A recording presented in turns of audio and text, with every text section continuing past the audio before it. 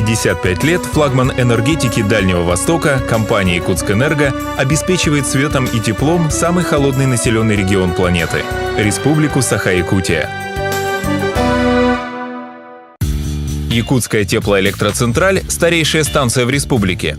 Первая турбина главной печки города была запущена 7 ноября 1937 года. По сей день якутская ТЭЦ – образец надежности и стабильности. От качества ее работы зависит теплоснабжение большей части столицы Якутии. Путь моей профессии начался очень, скажем так, давно.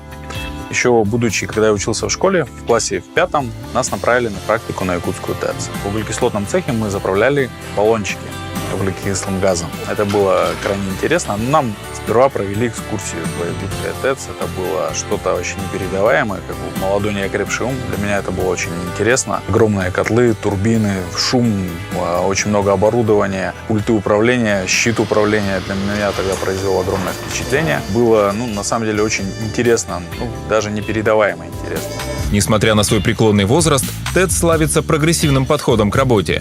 Здесь постоянно ведется техническое перевооружение основного оборудования станции, тепловых пунктов и котельных, внедряются новые технологии. Даже визуально она очень помолодела. На водогрейных котлах произошло полностью автоматизация всего оборудования. Огромная работа там проведена. Все оборудование выведено на компьютере. Сейчас котлы пускаются практически с помощью кнопок, пульта управления. Там у них тихо, светло, спокойно, очень комфортно себя чувствуют машинисты. У нас установлены противошумовые кабины на котлах, на турбинах.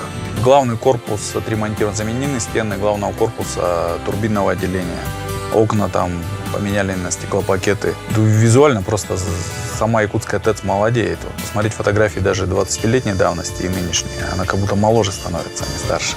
Энергетика в целом – сфера с устоявшимися традициями. Здесь же, на старейшей станции, все подчинено строгим, проверенным годами правилам, особому энергетическому уставу. Иначе нельзя. Любой сбой и якутские морозы обрушатся на жилые дома, учреждения и предприятия. Трудности мы преодолеваем, скажем так. Нет ничего такого, с чем мы бы не справились. Я говорю не за себя лично, за себя и своих коллег. У нас очень хороший коллектив здесь, очень дружный. И все профессионалы очень высокого уровня. А когда ты в окружении профессионалов такого уровня, то, соответственно, должен быть достоин таких людей, сам подходить к этому уровню. У нас непрерывный процесс обучения идет здесь, поэтому мы всегда развиваемся. Круглый год мы сдаем экзамены, подтверждаем свою квалификацию. И это очень на саморазвитие влияет. Меняются времена, поколения, технологии, вместе с ними меняется и облик старейшей электростанции.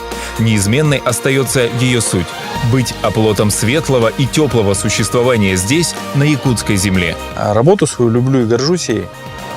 В первую очередь потому, что мы несем тепло и свет нашему городу.